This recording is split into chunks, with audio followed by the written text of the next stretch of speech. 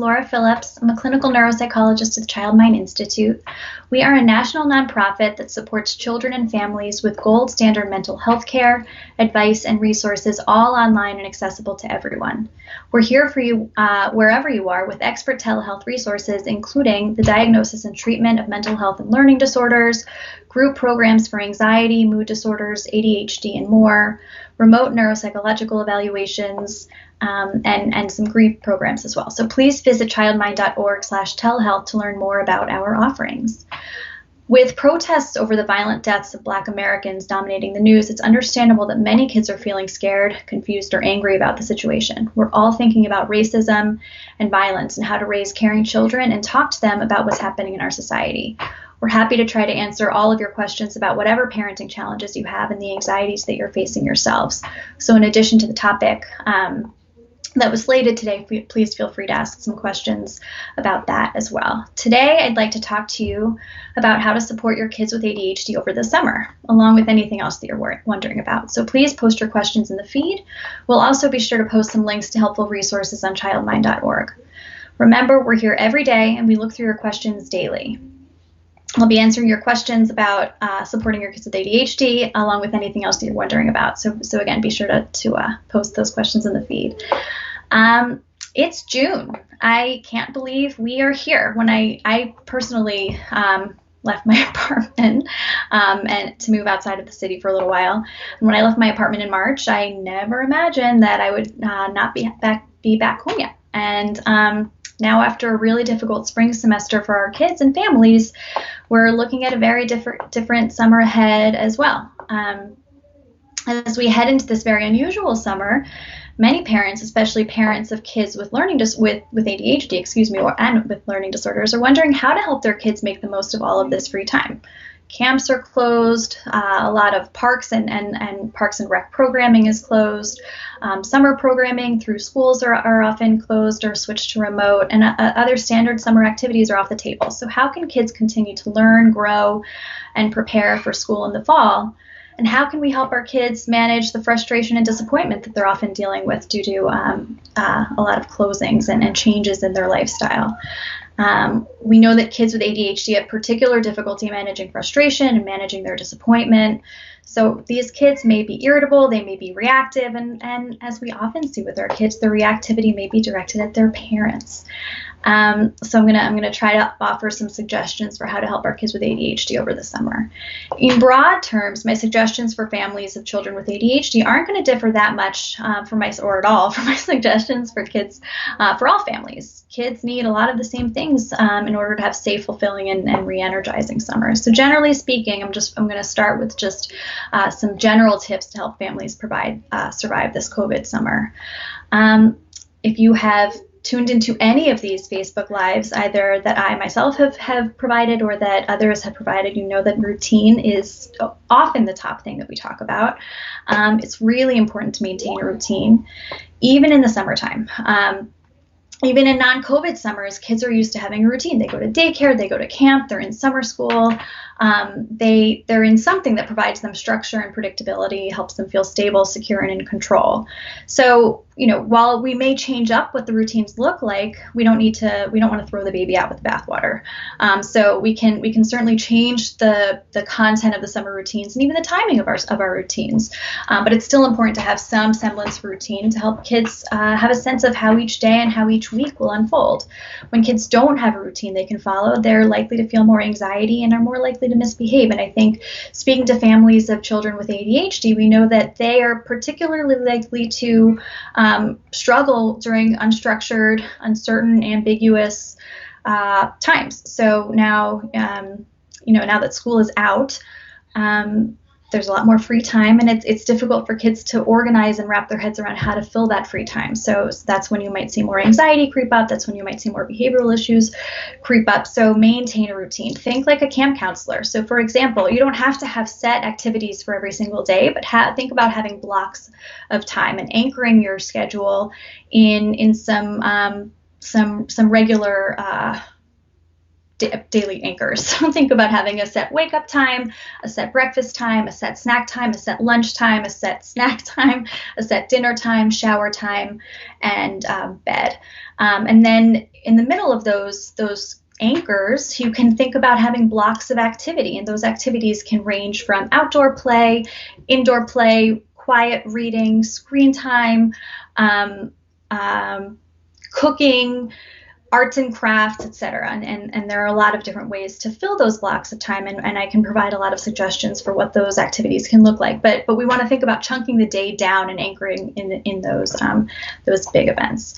Depending on the age of your child, you might want to involve your child in the process of creating his or her schedule. It'll make them feel empowered. They're also much more likely to follow the schedule if they've helped to create it and have a little more buy-in around it. So find some fun activities. You want to give them choices, but choices that you've approved of in advance. Provide them some fun activities and allow them to choose when and where they want to do those activities. So again, the schedule of the day doesn't have to be jam-packed with activities, but make sure that you're keeping bedtimes, meal times, etc., consistent throughout the day and over the course of the week. It also might be a really nice time to incorporate some new traditions for the family. So maybe thinking about having a regular Friday night barbecue or Sunday bagels or regular park days or family bike rides, etc.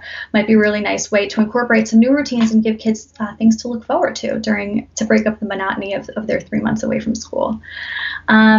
Another big thing to think about for your kids' summers is to make sure you're incorporating a lot of physical activity. Our kids have been cooped up, both because of the winter and because of COVID. And now that things are starting to open up a little bit, and now that the weather is warming up, there are tons of opportunities for kids to get outside while still making sure you're abiding by those social distancing rules and guidelines. It's so important for physical health, for mental health, we know that kids with ADHD with focus issues really benefit from getting a lot of physical activity and from getting vitamin D. So make sure that your kids are spending ample time outdoors. That can range from bike rides, scooter rides, wearing helmets, of course, creating scavenger hunts for your kids, going on nature walks, playing in sprinklers. There are some relatively inexpensive splash pads, or you can create some water play activities for your kids, even if that involves filling a giant bucket with water and putting a bunch of toys in there. But you want to find a lot of different ways for your kids to stay active outside and also engage in different kinds of sensory stimulation.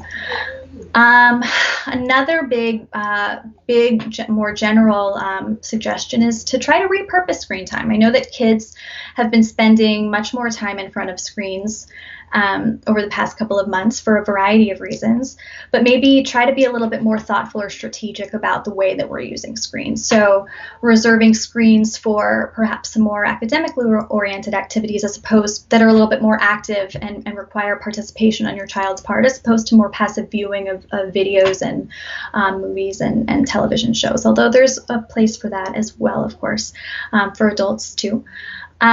But we do want to make sure our kids are engaged in some academic activities. I don't make that recommendation every summer for every student. I do for some students, but not all. But I do think that this summer is unique because kids have been out of their formal classroom setting for a really long time. And we do want to prevent summer slide, which we know kids with ADHD are more vulnerable to experiencing. So again, perhaps trying to repurpose screen time and reserve that screen time for more engaging, active, academically oriented tasks. And I can post some suggestions about some sites that are offering some free academic activities for students to help them keep their skills up. But also think about some alternatives to screen time. This might be a really nice way to bring back some non-screen activities from your own childhoods. Hopscotch and jump rope and bike riding and soccer and puzzles and family game nights. I've suggested to families whose kids love Legos that they create a Lego challenge and have their children build something new every day, and then they can document that over time and have a COVID summer album to show their children in the future. It's a really nice way to use this time to engage in some other activities and to make some really nice memories as a family.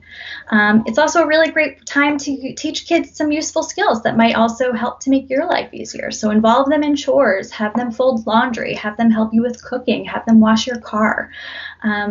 it's a nice way to get outside, to be in the sunshine, to incorporate some water play into a chore, and also to relieve you of another one of your responsibilities. My last broad tip is to make sure we're staying connected. Kids have been away from their class settings for a really long time. They've been away from their friends in the traditional way for a really long time. So make sure that you're taking the time right now to continue to stay connected with others. Your children with their friends, your children with family members from afar. That can either take place through virtual play dates or through drive-by play dates or through socially distanced play dates, bike riding from afar, or not so afar, but going on bike rides with friends while maintaining a reasonable amount of distance, or going to the beach with friends while maintaining a reasonable amount of distance is a really nice way to reconnect while also staying safe during the summer. But those connections are really important, and it's important in thinking about how to re-engage in our more typical lifestyles as we hope the fall continues to open up. I do have some special considerations for families whose kids have ADHD. The first one is a lot of families have their children take medication holidays over the summer, where they stop taking medication during the summer months because their kids are not engaged in the same level of academic rigor, and they don't feel that their children need it. If that is the case for you and your family, just make sure that you are thinking about the demands that your child is going to be under during the summer. For example, if you're having them do more schoolwork than they typically do, and you may want to keep them on their medication. Talk to their pediatrician or their psychiatrist or whomever the prescribing doctor is before you make those decisions. But it's just important to anticipate what the outcome of that would be, so that you don't make a decision and then decide to reverse that decision, although you can, of course, reverse that decision if you do decide to. Another special consideration for families with kids with ADHD is just to anticipate that our kids with ADHD are going to have a harder time with unstructured time and with transitions. So really anticipate that the transition to the summer might be harder for them, and really try to cope ahead. So plan. Don't wait until the last minute to think about what the summer is going to look like, although I know it's really hard to plan these days with things changing on it feels like an hour to hour, minute to minute basis as guidance changes, as new information comes out. But to the extent that you can, try to make plans for what your kids' summers will look like and include them in those plans. Preview those plans with them, validate their frustration, and really praise their resilience, because this is a really tough time for them and for everyone. But that praise, labeled praise, can really go a long way. I'm going to hop to a couple questions. So there's a question here from Karen. How do I support my 4.5-year-old son with autism, sensory processing, ADHD when he has no peers, specifically males, to build social skills? This is a really great question, and it's actually something I've spoken to a lot of parents about. A lot of parents have concerns about missed social opportunities, or just the idea that they don't have the same opportunities to engage with peers and then develop and practice social skills that they would have had in a more traditional school or camp setting. So the first thing is always don't underestimate your role in your children's lives.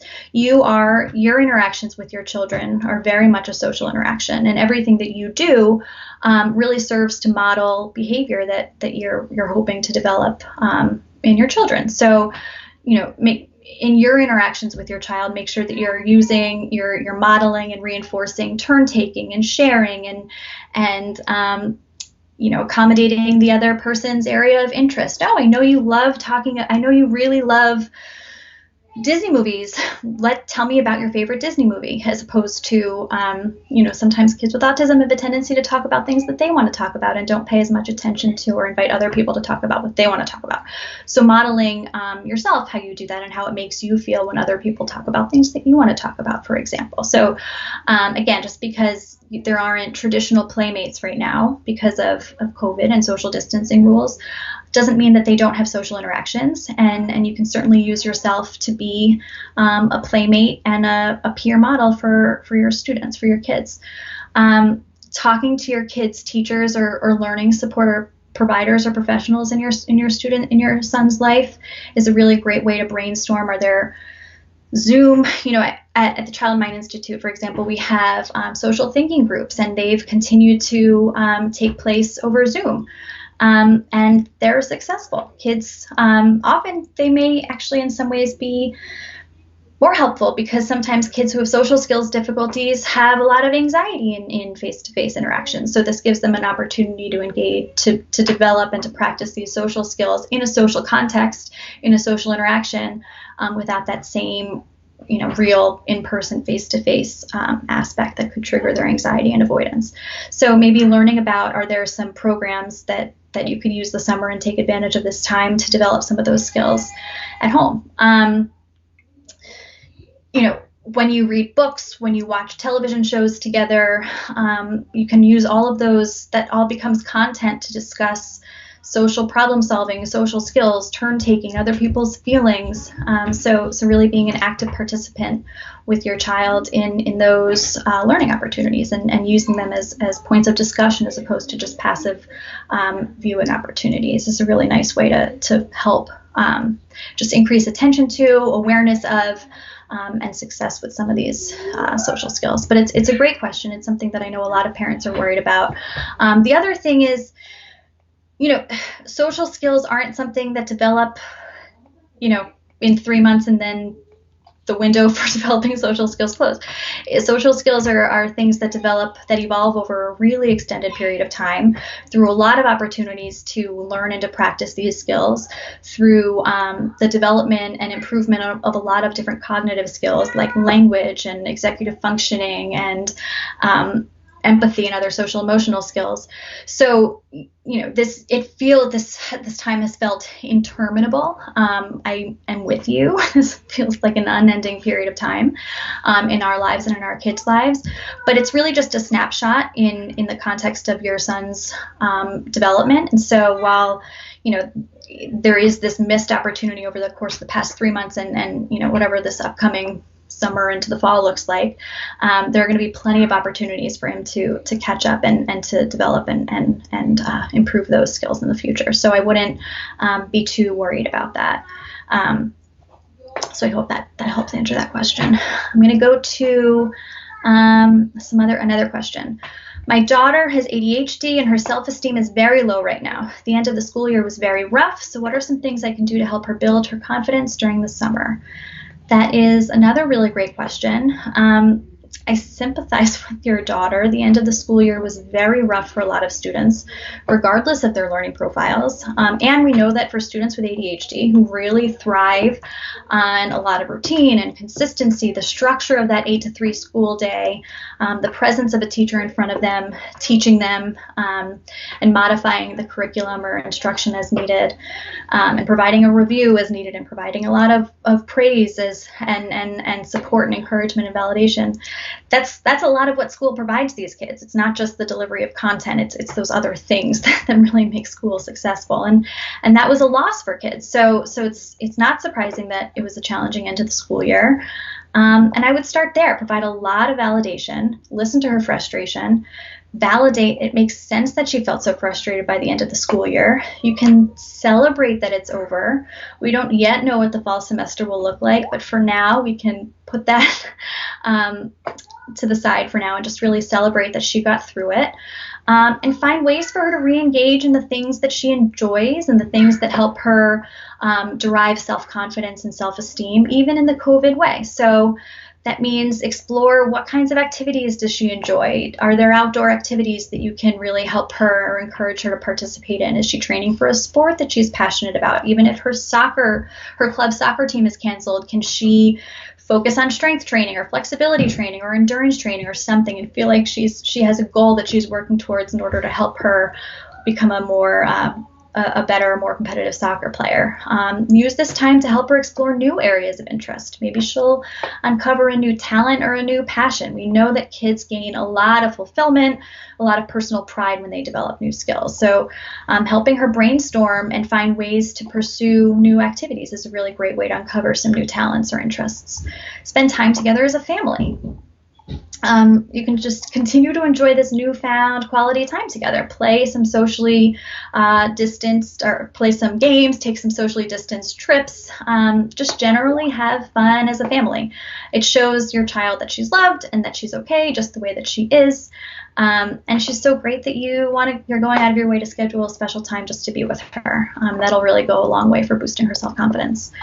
You might want to help her identify a book series and then read with her, and then have discussions about it. But that then becomes another goal that she can work towards with you, and the discussions with you, or the shared activity with you, serves as a really nice reward. And again, just building in structure as a way of just making her to feel safe, secure, to ease anxiety, etc. Let's see. Another question. This is a great question. My husband, daughter, and I all have ADHD. Usually we have camps and other structured activities to help us stay on track during the summer, but this year we're on our own. How can we stay organized? It's a great question. Parenting is hard. Parenting kids with ADHD is hard, and parenting kids with ADHD when you yourself have ADHD or executive functioning trouble is hard. So I'm going to go back to what I talked about earlier. Don't ditch the schedule. After a difficult spring, I know it's really tempting to just like let loose and settle in for a lazy summer, but that's really going to backfire. Kids with ADHD need schedules. So really try to stick with reliable routines for the morning, for the afternoon, for the evening. Use this as an opportunity to build in healthy habits that your whole family will benefit from. So we know that exercise and outdoor time is really helpful for kids and adults with attention problems. So try to build some new routines around exercise.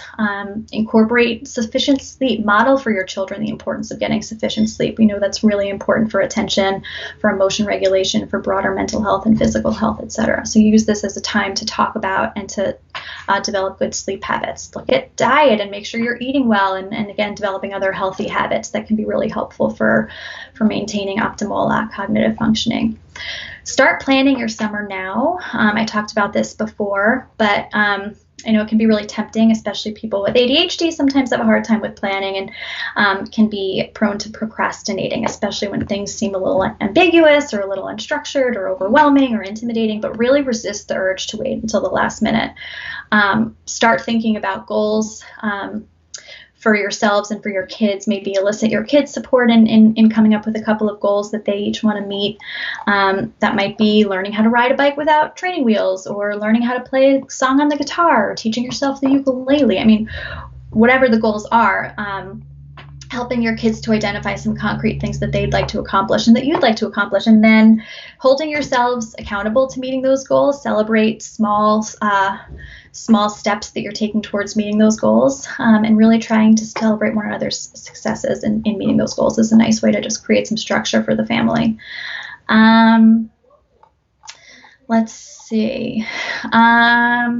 Other tips for helping kids staying organized during the summer. Again, no different really than during the school year, although the content might change a little bit, but really try to stick with a routine, a set wake up time, a set breakfast time, making sure that we're getting dressed every day, having meals together as a family at predictable times, and then incorporating blocks of time with different types of activities, outdoor activities, arts and crafts, reading, screen time, some academic activities to make sure that we're keeping up those skills, some social time, family games, bike rides, walks to the park, nature walks, scavenger hunts.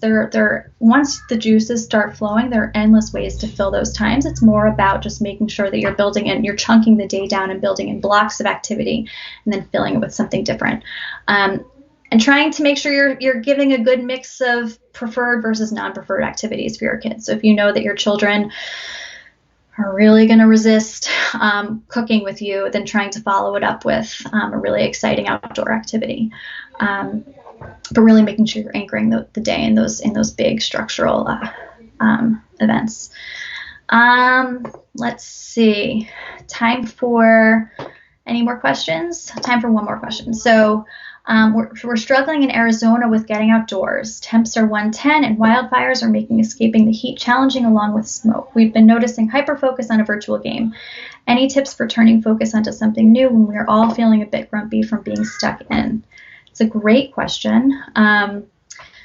We know transitioning off of preferred tasks to non-preferred tasks can be really challenging, especially when alternatives are somewhat limited. So, I would try to brainstorm or come up with some alternative activities and you don't have to, again, to use the same idiom, throw the baby out with the bathwater. I don't think you need to completely take the really preferred activity away from him, but maybe trying to limit it to a certain amount of time every day, and providing suggestions for other activities that he can do. Validating the frustration around how difficult it is to get outside right now, and finding some other indoor activities. We'll post a list of some museums that are offering virtual tours and zoos that have virtual feeding times and petting and like panda cams, etc. that can be really interesting, or planetariums that have virtual viewings, etc. There's a lot of online content if it's hard to get outside. But also thinking again about things like Legos, creating a Lego challenge, creating a book challenge, creating just looking for some other indoor activities and ways to fill his day, while setting some limits around the screen time around that particular game, or perhaps thinking about using it as a reward for engaging or for trying new things. He can earn time on the video game by trying some new activities as an alternative. So again, I certainly wouldn't limit it altogether, because that's likely to provoke a lot of frustration and reactivity, which will just make you all miserable. But thinking about setting limits and helping him to brainstorm some alternatives, I think, could be really helpful. So with that, I'm going to start to wrap up. Let's see. So again, we're here. I want to thank you all for joining me today. I hope that it was helpful. We're here every day, Monday through Friday at 4:30, and we look through your questions daily. So if you had a question that I wasn't able to answer today, or that you think of after this feed, then or after this airs and ends, then please post it in the feed, and it will be addressed hopefully in a future Facebook Live. The Child Mind Institute is here to help you with the mental health and parenting needs that this coronavirus crisis has brought, no matter where you are. So please visit childmind.org/telehealth in order to learn more about the incredible variety of remote telehealth resources that we have available during this time for children, teens, and young adults. Be safe, everyone, and thank you again for joining me today.